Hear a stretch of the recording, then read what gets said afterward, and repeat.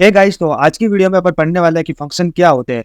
तो बेसिकली क्या है कि पाइथन में दो प्रकार के फंक्शन होते हैं। पहला होता है एक यूजर डिफाइंड फंक्शन और दूसरा होता है प्री डिफाइंड फंक्शन। ठीक है, तो जो प्री डिफाइंड फंक्शन होता है वो पहले से पाइथन में बने हुए होते हैं। जैसे कि मैक्स फंक्शन हो गया जो कि एक मैक्सिमम वैल्यू रिटर्न करके देखता है। जैसे कि दूसरा मिनिमम फंक्शन हो गया जो कि मिनिमम वैल्यू रिटर्न करके देखता है। तो ये जो सारे फंक्शन है इनको अपन ने बनाया हुआ नहीं है, ये पहले से पाइथन में है। लेकिन यूजर डिफाइंड फंक्शन क्या होता है, जो यूजर खुद बनाता है। जैसे कि अपन लेते हैं A equal to 6, B equal to 5 और इन दोनों में से जो मैक्सिमम वैल्यू है उनको प्रिंट करा के देखते हैं। ठीक है, जैसे कि प्रिंट मैक्स ए कॉमा बी और अपन मिनिमम वैल्यू को भी प्रिंट करा देते हैं। यहाँ पर सिंपली अपन को मैक्स की जगह मीन लिखना है। और चलिए एक बार इसको रन करके देखते हैं। तो तो देखिए यहाँ पे 6 आ गया मैक्सिमम में और मिनिमम में 5 आ गया। तो ये जो अपन ने फंक्शन यूज किया मैक्स नाम का और मीन नाम का, तो ये अपन ने बनाया नहीं है, ये अपन ने खाली यूज किया है। ये फंक्शन पहले से पाइथन में लिखे हुए हैं। ठीक है, लेकिन आज अपन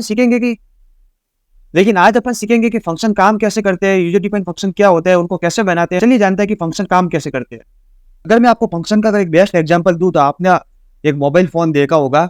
यहाँ पे बटन होते हैं, एक वॉल्यूम का बटन होता है और एक स्विच ऑफ का बटन होता है। ठीक है, तो आप जब भी स्विच ऑफ का बटन दबाते हो तब फोन स्विच ऑफ हो जाता है। तो ये क्या फंक्शन है, मतलब कि कोई भी एक पर्टिकुलर फोन की कंपनी या बहुत सारी जो फोन की कंपनी है उन्होंने एक डिजाइन किया हुआ है फंक्शन को कि भाई जब भी ये वाली की को दबाए कोई 5-6 सेकंड तक तो क्या करो, फोन को स्विच ऑफ कर दो। ठीक है, तो बेसिकली फंक्शन का यही काम है। तो चलिए और जानते हैं कि फंक्शन क्या है।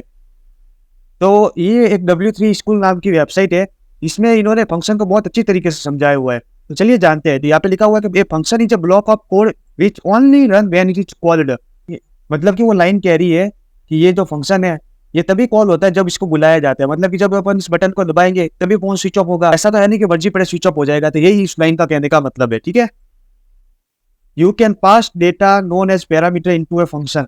मतलब कि तो इस लाइन को जानने से पहले अपन फंक्शन का सिंटैक्स देख लेते हैं। तो ये डेफ कीवर्ड यूज होता है फंक्शन को इनिशियलाइज करने के लिए। यहाँ पे आप कुछ भी नाम रख सकते हो और ये होते हैं यहाँ पे जो अपन पास करते हैं वो होते हैं आर्ग्यूमेंट। और जो फंक्शन को कॉल किया जाता है और उसके अंदर जो भी वैल्यू भेजी जाती है उसको कहते हैं अपन पैरामीटर। ठीक है, तो यही कह रहा है कि you can pass data known as parameter. मतलब कि यहाँ पे अपन जो डेटा भेजेंगे उसको अपन पैरामीटर कहेंगे। ठीक है, ये function can return data as a result. तो फंक्शन रिटर्न करता है डेटा एज ए रिजल्ट। ठीक है, तो चलिए एक बार फंक्शन को कोड करके देखते हैं कि चीज कैसे काम करती है। तो सबसे पहले अपन वीएस कोड को खोल देते हैं और एक फाइल बना देते हैं फंक्शन नाम की। तो ऑल राइट गाइस, फाइल बन गई है। और फंक्शन बनाने के लिए आपको यूज करना होगा डेफ नाम का एक कीवर्ड है उसको। ठीक है, डेफ नाम का कीवर्ड लिखने के बाद आप यहाँ पे आप यहाँ पे जैसे कि कुछ भी लिख सकते हैं, जैसे कि नेम।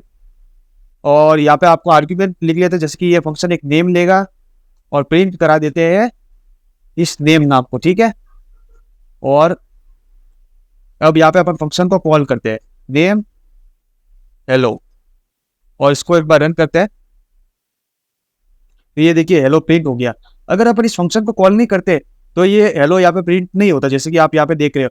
तो आप फंक्शन में एक छोटा प्रोग्राम भी लिख सकते हैं और बहुत बड़ा प्रोग्राम भी लिख सकते हैं। जैसे कि अगर अपन दो वैल्यू को सम कराने का अगर प्रोग्राम लिखे तो उसका कुछ कोड ऐसा होगा, डेफ सम नाम दे देते हैं और अपना फंक्शन दो वैल्यू लेगा, पहला ए और दूसरा बी। ठीक है, और सी नाम का वेरिएबल डिक्लेयर कर देते हैं जो ए प्लस बी कर रहा है और प्रिंट करा देते हैं सी को।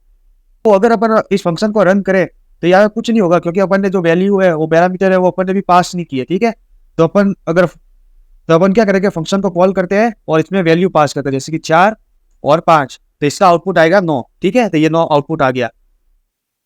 तो अगर अपन इस फंक्शन को ट्राई रन करके देखें तो ये कैसे काम कर रहा है और इसमें क्या चीज क्या कहलाती है, तो ये कुछ इस प्रकार है। अपन इसको इस तरफ ला लेते हैं। तो जो ये आप डेफ नाम का कीवर्ड देख रहे हैं ये फंक्शन को बनाने के लिए यूज होता है। ठीक है, इस लाइन जो ये लाइन है इसको अपन फंक्शन की डेफिनेशन भी कहते हैं, इसको फंक्शन की डेफिनेशन कहते हैं। ठीक है, और ये जो फंक्शन को कॉल किया है और इसके अंदर जो 4 और 5 भेजा है उसको अपन पैरामीटर कहते हैं।